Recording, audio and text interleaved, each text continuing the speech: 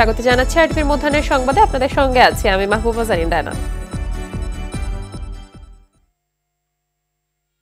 জুলাই আগস্টের গণহত্যা ও মানবতা বিরোধী অপরাধে জড়িত থাকার অভিযোগে গ্রেপ্তার 9 মন্ত্রী সহ 13 জনের বিরুদ্ধে আন্তর্জাতিক অপরাধ ট্রাইব্যুনালে শুনানি চলছে। বেলা 11টার দিকে তাদের বিরুদ্ধে অভিযোগের বিষয়ে শুনানি শুরু হয়। সকাল 10:50 গারদখানা থেকে আসামিদের এজলাসে তোলা হয়। এর আগে সকাল 10টার দিকে তাদেরকে প্রিজন ভ্যানে করে আদালতে আনা হয়। গ্রেপ্তারি পরোয়ানা জারি করা 46 জনের মধ্যে এই প্রথম মানবতা বিরোধী অপরাধের অভিযোগে 13 আসামিকে ট্রাইব্যুনালে তোলা হলো।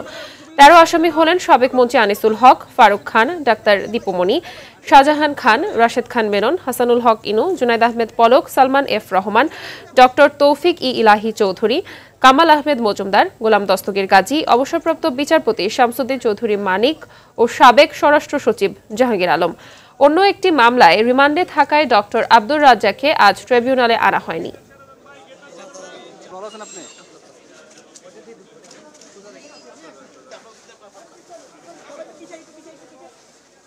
একটি আইসিডিবিডি মিস কেস নাম্বার 2 অফ 2024 যেটির একমাত্র আসামি শেখ হাসিনা, আরেকটি হলো আইসিডিবিডি মিস কেস নাম্বার 3 অফ 2024 যেটিতে 45 জন আসামি, ওবায়দুল কাদের এবং অন্যান্য 44 জন। দুটি মামলায় আজকে তদন্ত প্রতিবেদনের অগ্রগতি জানানোর জন্য দিন ধার্য আছে।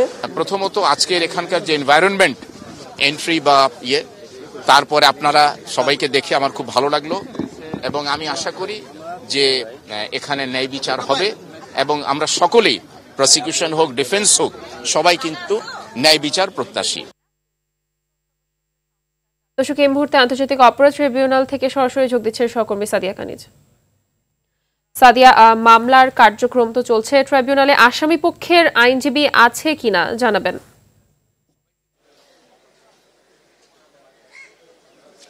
মাহবুবা, আপনি জানেন সকাল 10টা থেকে প্রিজন ভ্যানে করে কিন্তু এই জুলাই আগস্টের মানবতা বিরোধী অপরাধ এবং গণহত্যার যে অপরাধে যে 13 আসামি, আওয়ামী লীগ সরকারের 13 জন যে মন্ত্রী সহ 13 জনকে এখানে হাজির করা হয়েছে। সকালে প্রিজন ভ্যানে করে তাদেরকে এখানে নিয়ে আসা হয় এবং তারপরে কিন্তু কোর্টের যে কার্যক্রম সেটি কিন্তু আসলে সকাল 11টা নাগাদ শুরু হয় এবং এখন পর্যন্ত চলমান রয়েছে, আপনি জানেন।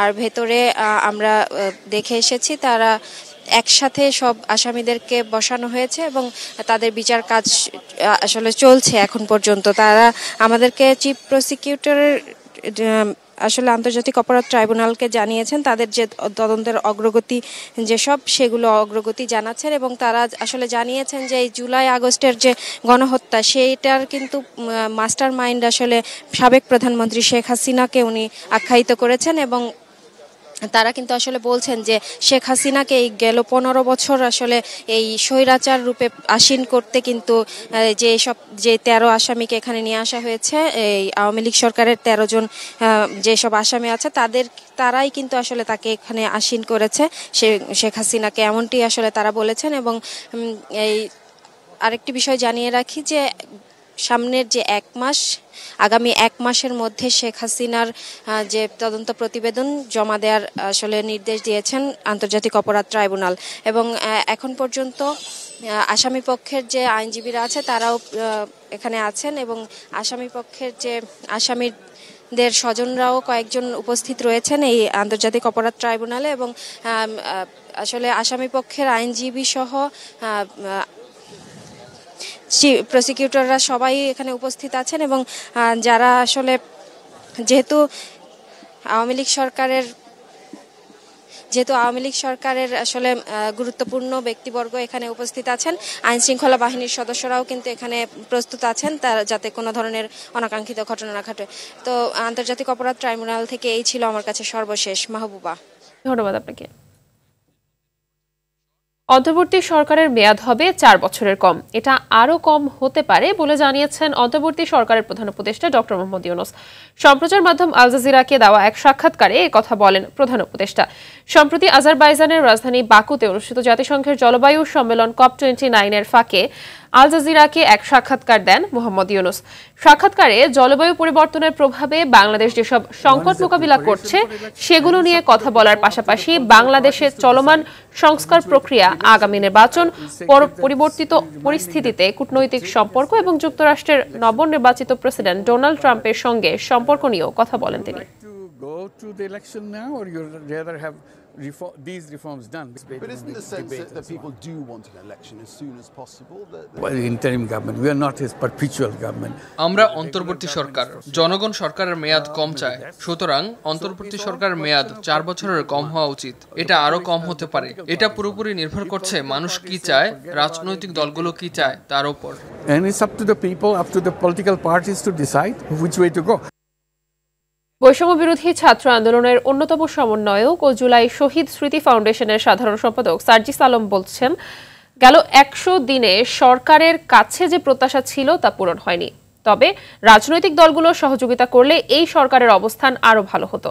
রোববার রাতে টাঙ্গাইলের সন্তোষে মাওলানা আব্দুল হামিদ খান ভাসানীর 48তম মৃত্যুবার্ষিকীতে শ্রদ্ধা জানাতে গিয়ে তিনি এসব কথা বলেন।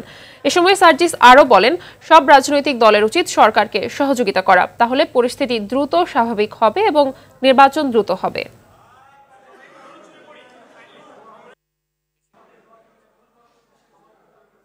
একশো দিন যদিও এই সরকারকে জাজ করার জন্য খুব বেশি সময় নয়, কিন্তু তারপরে এটাও সত্য যে 100 দিনে আমাদের প্রত্যাশা যতটুকু ছিল ততটুকু প্রত্যাশা আমাদের পূরণ হয়নি, এটিও সত্য। এবং সবচেয়ে গুরুত্বপূর্ণ আরেকটি বিষয় হচ্ছে, আমাদের জায়গা থেকে যেটি আমরা মনে করি, এই 100 দিনে সরকারের অবস্থান আরও ভালো হতো যদি বাংলাদেশের রাজনৈতিক দলগুলো সরকারকে সহযোগিতা করত। জুলাই আগস্ট গণ অভ্যুত্থানে আহত কাজল মিয়াকে উন্নত চিকিৎসার জন্য থাইল্যান্ড পাঠানো হয়েছে। রোববার রাত 1টার দিকে এয়ার অ্যাম্বুলেন্সে করে তাকে থাইল্যান্ড পাঠানো হয়। থাইল্যান্ডের বেস্তানি হাসপাতালে তাকে চিকিৎসা দেওয়ার কথা রয়েছে। স্বাস্থ্য উপদেষ্টা নুরজাহান বেগম বিমানবন্দরে উপস্থিত হয়ে কাজলকে বিদায় জানান। এই সময় তিনি জানান, আহতদের মধ্যে যাদের উন্নত চিকিৎসার প্রয়োজন তাদেরকে পর্যায়ক্রমে বিদেশ পাঠানো হবে। এরই মধ্যে 5 জনকে বিদেশে পাঠানো হয়েছে, আরও 20 জনকে উন্নত চিকিৎসার জন্য বিদেশে পাঠানো প্রক্রিয়াধীন। 5 আগস্ট যাত্রাবাড়িতে গুলিতে আহত হন কাজল মিয়া। এরপর থেকে রাজধানীর নিউরোসায়েন্স হাসপাতালে চিকিৎসাধীন ছিলেন তিনি। কাজলকে আমরা পাঠালাম এয়ার অ্যাম্বুলেন্সে করে, তার স্ত্রীও তার সাথে গেল। আরও একজন অপেক্ষা করছে নিউরোসায়েন্সের, তাকেও আমরা আশা করি কাল নাইলে পরশু আমরা পাঠিয়ে দিতে পারবো। পাঁজরে লেগেছে, কারো হাতে লেগেছে, নানানভাবে তার ইনজুরি হয়েছে। এই রোগগুলি অনেক দিন ধরে, কিন্তু তাদের স্টেবল না হওয়া পর্যন্ত আমরা বাইরে পাঠাতে পারছি না। ডাক্তার যখন বলেছেন যে এরা স্টেবল হয়েছে এখন পাঠানো যাবে, কাজে আমরা তখন থেকে চেষ্টা করছিলাম। নারায়ণগঞ্জের সোনারগাঁওয়ে মেঘনা গ্রুপের টিস্যু তৈরির কারখানায় আগুন নিয়ন্ত্রণে এসেছে। এ ঘটনায় তাৎক্ষণিকভাবে কোনো হতাহতের খবর পাওয়া যায়নি।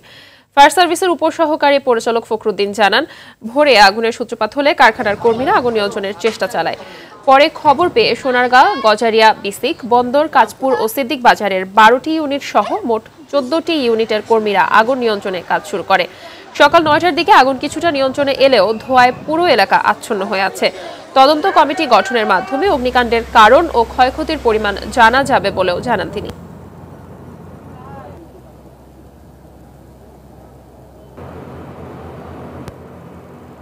আপনারা দেখছেন বিল্ডিং যে এক পাশে কলাপস করেছে, তো সেই কলাপসের কারণে আগুন নিভাতে আমাদের ঝুঁকি নিয়েই নির্বাপন করতে হয়েছে এবং এখনো আমরা মোটামুটি ঝুঁকি নিয়েই কাজ করতেছি ভিতরে।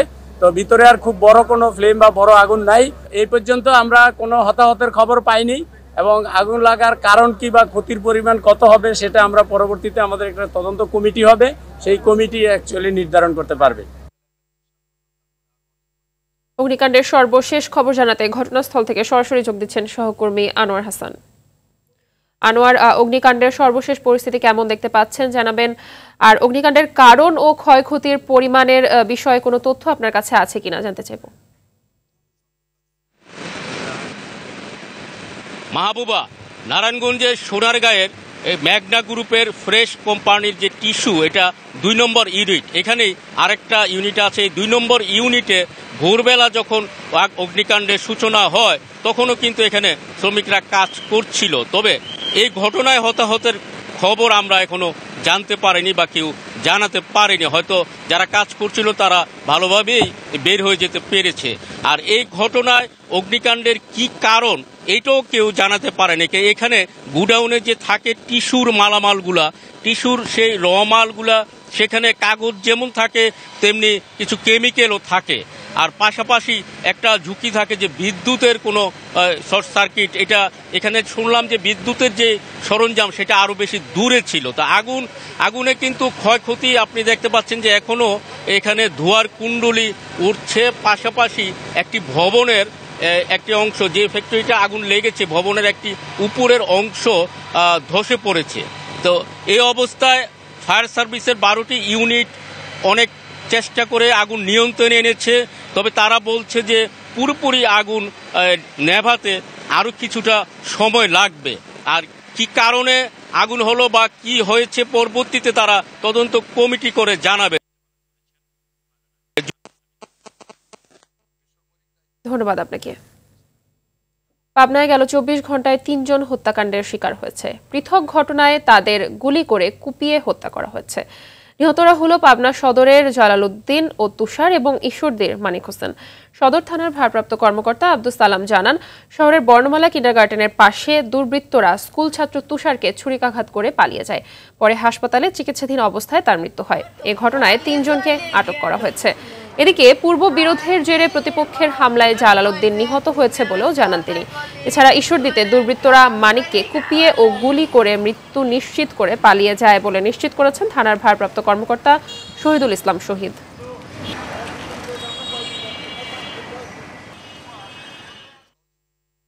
দিনাজপুরের হিলি স্থলবন্দর দিয়ে ভারত থেকে আলু এবং পেঁয়াজ আমদানি অব্যাহত থাকলেও কমছে না দাম। গত 3 দিন থেকে খুচরা বাজারে দাম অপরিবর্তিত আছে। ভারতীয় আলু কেজি প্রতি প্রকারভেদে 54 থেকে 55 টাকা এবং দেশি আলু কেজি প্রতি 60 টাকা দরে বিক্রি হচ্ছে। অন্যদিকে ভারতীয় পেঁয়াজ 85 থেকে 90 টাকা কেজি দরে বিক্রি হচ্ছে। দাম না কমায় বিপাকে পড়েছেন নিম্ন আয়ের মানুষ। হিলি কাস্টমসের তথ্য মতে গতকাল ভারতীয় 24টি ট্রাকে করে 700 মেট্রিক টন পেঁয়াজ এবং 21টি ট্রাকে 530 মেট্রিক টন আলু আমদানি হয়েছে। নিয়মিত আমদানির পরও এসব পণ্যের দাম না কমায় ক্ষুব্ধ সাধারণ ক্রেতারা। দর্শকের বিষয়ে আরো জানাতে হিলি থেকে সরাসরি যুক্ত হচ্ছেন সহকর্মী আব্দুল আজিজ। আজিজা, আমদানি অব্যাহত থাকার পরও আলু পেঁয়াজের দাম না কমার বিষয়ে বিক্রেতারা কি বলছেন? যে মাহবুবা, আপনি যেমনটি বলছিলেন, আসলে খুচরা বিক্রেতাদের কিন্তু আসলে কোনো প্রকার এখানে দোষ আমরা দেখছি না। কারণটি হচ্ছে যে এই কিলো কিন্তু আমদানি হচ্ছে। আমদানিকারকদের সঙ্গে আমরা কিন্তু কথা বলার চেষ্টা করেছি। তারা যেমনটি জানিয়েছে আসলে ভারতের অভ্যন্তরে নাকি আলু এবং পেঁয়াজের দাম বেশি, যার জন্য তারা বন্দরে বেশি দামে বিক্রি করছে, এমনটি কিন্তু তারা আমাদেরকে জানিয়েছে। তবে আপনাকে জানিয়ে রাখি যে ইতিমধ্যে কিন্তু পেঁয়াজ কিন্তু শুল্কমুক্তভাবেই কিন্তু আমদানি হচ্ছে, সেই সঙ্গে আলুর শুল্কও কিন্তু কমানো হয়েছে। তবুও কিন্তু দামটি নিয়ে কিন্তু একটা ক্রেতাদের মধ্যে কিন্তু ক্ষোভের সৃষ্টি হয়েছে। আপনাকে জানিয়ে রাখি গতকালকেও 21 টাকা 530 মেট্রিক টন আলু এবং 24 টাকা 700 মেট্রিক টন কিন্তু পেঁয়াজ আমদানি হয়েছে। তারপরে কিন্তু খুচরা বাজারে কোনো প্রকার দাম কমছে না। গত 3 দিন থেকে কিন্তু দাম অপরিবর্তিত রয়েছে। আমি দেখেছি যে কিছুক্ষণ আগেও খোঁজ নিয়ে দেখলাম যে এখানে দেশি আলু আমরা গত সপ্তাহে যেটি দেখেছিলাম 55 টাকা বিক্রি হয়েছিল, সেটি এখন বিক্রি হচ্ছে 60 টাকা দরে, এবং ভারতীয় আলু এটির দাম কিন্তু গত কয়েকদিন থেকে অপরিবর্তিত রয়েছে, 54 থেকে 55 টাকার মধ্যে বিক্রি হচ্ছে।